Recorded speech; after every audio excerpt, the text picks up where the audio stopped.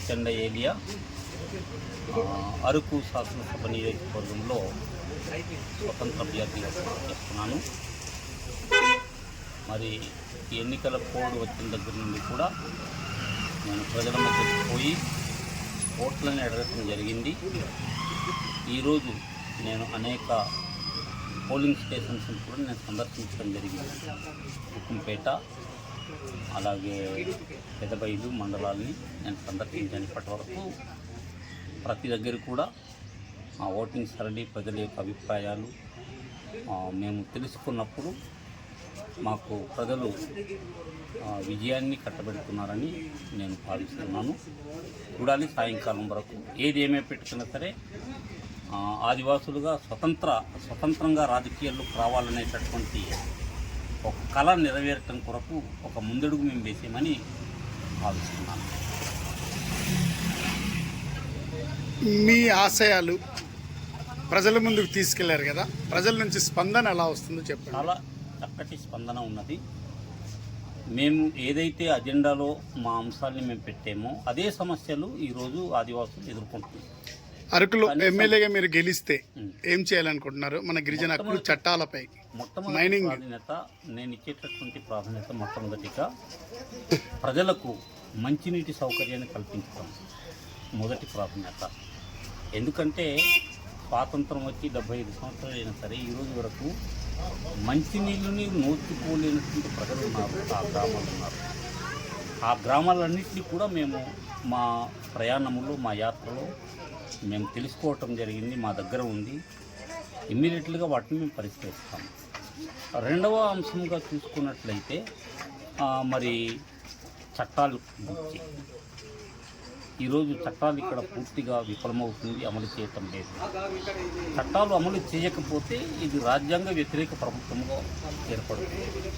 So కనుక ఆదివాసులకు ఉండేటటువంటి ప్రతి చట్టాన్ని కూడా అమలు చేయవలసినటువంటి బాధ్యత ప్రభుత్వాలది.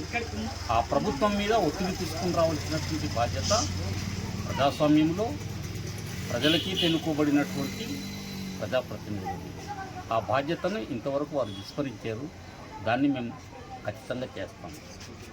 మూడో ప్రాధాన్యత ఏంటంటే కనీసం రహదారులు లేవు.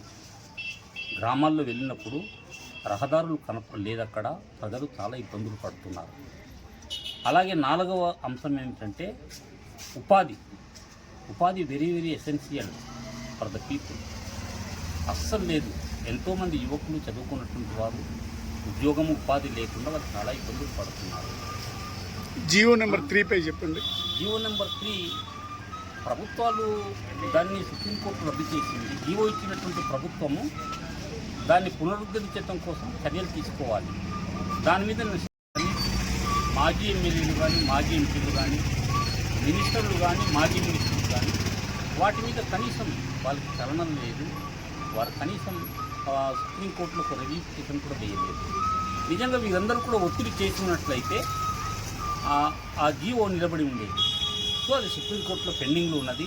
నేను వేసినటువంటి రివ్యూ పిటిషన్ ఒక సామాన్యమైనటువంటి ఒక రిటైర్డ్ ఎంప్లాయీ గాను, లేకపోతే ఒక చిన్న ఉద్యమాలు చేసినటువంటి వ్యక్తిగా మేము తీసుకున్నటువంటి చొరవ ఈరోజు ఎన్నికల్లో వచ్చినటువంటి రాజకీయ నాయకులు తీసుకోకపోవటం చాలా శోచనీయం, బాధాకరం.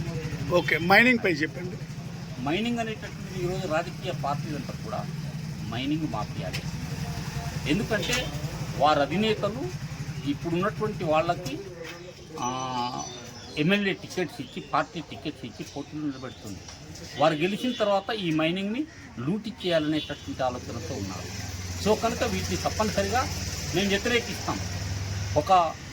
ఒక మంచి భావజాలం కలిగినటువంటి ఒక మంచి ప్రజాప్రతినిధి చట్టసభల్లోకి వెళ్ళినట్లయితే ఆదివాసుల యొక్క హక్కుల్ని తప్పనిసరిగా కాపాడబడుతుందన్నమాట. మైనింగ్ చేయటం అనేటటువంటి అసలు చాలా తప్పది ఏమండి. సో కనుక వీటిని మేము మైనింగ్ ఇక్కడ చేయకుండా, మైనింగ్ అనేటటువంటిది మొత్తం ఆదివాసుల సంపద. ఇది ఈ ఆదివాసుల సంపద ఎవడో ఒకడు బడాబాబులు తీసుకెళ్ళిపోవటం అనేటటువంటి సరైనటువంటిది కాదు. దాన్ని పూర్తిగా వ్యతిరేకిస్తాం, దాన్ని పూర్తిగా నిరోధిస్తాం. ఇప్పుడున్నటువంటి ఈ ఎన్నికల సిస్టమ్ కూడా సరైనటువంటి పద్ధతుల్లో లేదని. కానీ తప్పని పరిస్థితుల్లో ప్రజాస్వామ్యంలో మేము రావాలి కనుక రావటం జరిగింది.